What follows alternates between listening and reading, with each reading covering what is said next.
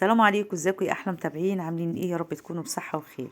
يوم جديد وفيديو جديد. فيديو النهارده مميز جدا.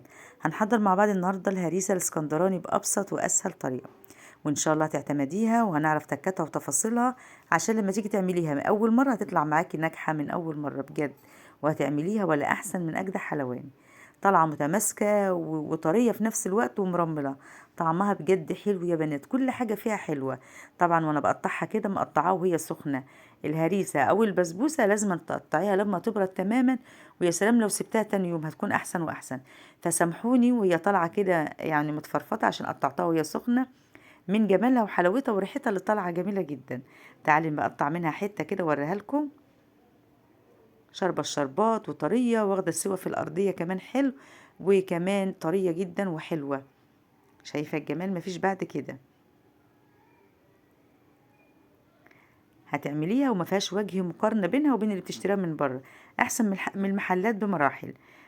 شايفين ما شاء الله؟ واخدة لون حلو، والأرضية كمان واخدة كمان لون حلو ومستوية كويسة جدا، وفي نفس الوقت طرية وريحتها جميلة جدا. الحلويات الشرقية عامة لما بتسيبيها تاني يوم بتكون أحسن وأحسن، وبتكون كمان السكر بتاعها هدا. حتى لو هي مسكرة تاني يوم بتلاقي السكر بتاعها هدا. وكمان الهريسة أو البسبوسة تعرفيها ناجحة معاكي لما تشرب الشربات كله اللي بتحطيها. طالعة طرية ازاي وجميلة، وفي نفس الوقت مرملة. بجد حلوة بنات، هتعمليها وتدعيلي. ولو اول مرة بتعمليها تكون ناجحة معاكي من اول مرة. ما شاء الله. هوريها لكم بقى وهي متماسكة دي تاني يوم. يلا بينا نسمي الله ونصلي على الرسول ونشوف طريقتنا ومقاديرنا عشان تكون احلى هريسة تعمليها. هنجيب الحلة او الكسرولة، والكوباية اللي تعايري بيها تكون موحدة. سعة الكوباية اللي معايا دي 150 جرام. هتحطي كوباية الا ربع بكوباية المج الشاي العادي، كوباية الا ربع من السكر، كوباية الا ربع من السمنة، كوباية الا ربع من اللبن، ومعلقتين عسل كلوكوز. انا هنا حطيت السمنة نصها ونص التاني حطيتها على جنب الحين استخدامها.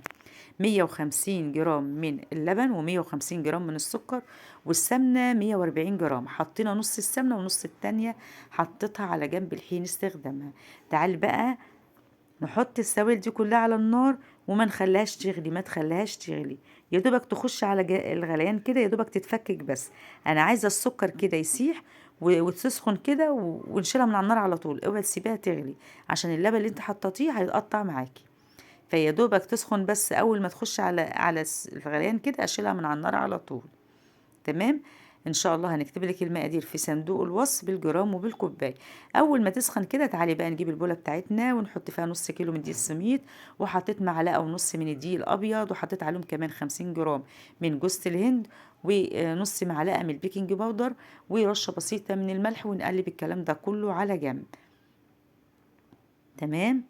مقادير سهلة وبسيطة، وإن شاء الله واحدة واحدة مع بعض هنعمل أحلى هريسة. تعالي بقى ربع كوباية اللي أنا كنت حيشاها على جنب دي هنبدأ نحطها على المواد الجافة دي. الخطوة دي يا بنات بالذات بتفرق معاكي في الهريسة تماما، بتطلع طرية وجميلة جدا، وفي نفس الوقت تلاقيها مرملة. هنبس بقى المقادير الجافة دي كلها بربع كوباية السمنة اللي أنا كنت حيشاها على جنب دي. نبسها كويس جدا جدا لحد ما تبقى زي حبيبات الرمل كده. مقدار السمنة كله كان 140. حطيت نص كوباية، والربع التاني كنت حطاه على جنب. تعالي بقى نجيب بقى ايه المكسرات. انا هنا حاطه حوالي يعني 4 معالق كده من جوز الهند، وزيهم كده من الزبيب، ومعلقه سمنه بلدي، وحطيت كمان معلقتين من العسل النحل. ما كانش عندي عسل كلوكوز، ولكن لو كان عندك، لو في عندك عسل كلوكوز بيظبط القوام الهريسه بعد التسويه كمان، بيبقى حلو جدا. ومعلقه العسل ومعلقه السمنه البلدي بتبقى طعمها حلو. الحلويات الشرقيه عامه بتحب السمنه البلدي، بتبقى ريحتها حلوه جدا. تعال نجيب السوائل اللي على جنب دي كنت سايباها لما تبرد، هنحطها بقى على الهريسه بتاعتنا اهي. في الوقت ده بقى ما تقلبيش يا ست الكل ياما، يا دوبك تلمي المقادير مع بعضيها. انا لما كنت ببس ربع كوبايه السمنه مع المقادير الجافه كنت ببس بقى لحد ما دخلت المكونات كلها مع بعضيها. لكن مجرد ما حطيت السوائل يا دوبك بس ألم المواد الجافة. وتعالي بقى نقسم كده المقدار بتاعنا بالنص، ونجيب صينية مقاس 26، ونبدأ ننزل بنص الكمية في الصينية، وتتفرد معايا بكل سهولة. شايفة؟ مفيش بعد كده. هفردها كده بكل سهولة، وبعدين نحط بقى المكسرات. المكسرات دي اختياري يا بنات، عايزة تعملي الهريسة سادة تمام. عايزة تعمليها محشية كده، هتحطي نص كمية الهريسة في الأول، وبعد كده تحطي المكسرات بتاعتك.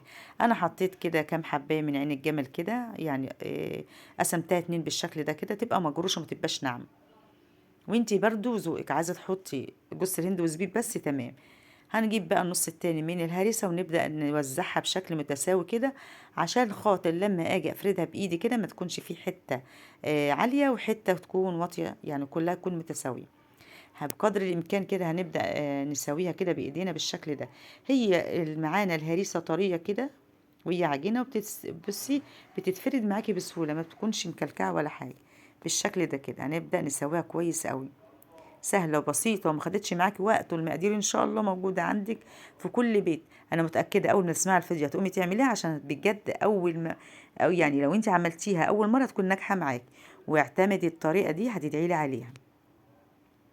نسويها كده بشكل كويس كده بايدينا اهي، تمام. وهنبدأ نحطها. عايزة تحطي بقى فوق الوش مكسرات حطي، انا عندي شوية مكسرات حوالي يعني معلقتين من البندق كسرتهم كده بشكل عشوائي، وكمان معلقتين من حوالي كام واحدة كده من عين الجمل كده. انا مش عايزاها ناعمة، انا عايزاها مجروشة كده، تمام. ونبدأ نحطها فوق الوش، تمام يا بنات. طبعا هندخلها الفرن على درجة حرارة 180، هتقعد بالظبط نص ساعة على درجة حرارة 180 أو 170 كمان، لحد ما تتكرمل معايا كده من جوه ومن بره وتديني اللون الحلو ده. نبدأ ننزل بالعسل على طول. العسل يا بنات كان عندي العسل سخن والهريسة سخنة، هنبدأ هتشرب الشربات كله في الوقت ده، تعرفي ان المقادير بتاعتك مظبوطة والهريسة بتاعتك كمان ناجحة. عايزة تعملي الشربات، كوبايتين الا ربع من السكر، كوبايتين الا ربع من الميه، عصرة نص ليمونة، ومعلقة عسل كلوكوز. وعدي بعد الغليان ب10 دقايق ونشيلها على طول. الشربات بتاع الهريسة او البسبوسة بيكون خفيف، وبتاع الهريسة كمان بسيبه يتقل سنة صغيرة، يعني عدي 10 دقايق بالظبط بعد غليان الشربات. ونبدأ ننزل على طول على الهريسة، الشربات سخن والهريسة سخنة، ونغطيها ونسيبها حوالي 5 دقايق ترد من درجة حرارة الفرن. وتعالي نقطعها، بس قطعيها وهي باردة. الهريسة البسبوسة لازم تتقطع وهي باردة عشان شكلها وانتي بتقطعيها تطلع مظبوطة، تمام. ولكن سامحوني لان هي متفرفطت كده عشان قطعتها وهي سخنة. ليه؟ ريحتها طالعة تجنن ولونها جميل وشاربة الشربات ومرملة وفي نفس الوقت طرية ومتماسكة. شايفة من جوه عاملة ازاي؟ بجد حلوة، كل المقاييس حلوة، ما فيهاش وجه مقارنة بينها وبين اللي بتجيبها من المحلات. وكمان الحشوة متماسكة عشان معلقة العسل اللي احنا حطيناها ومعلقة السمنة البلدي كمان. شايفة الجمال؟ مفيش بعد كده. طعمها حلو، كل حاجة فيها حلوة.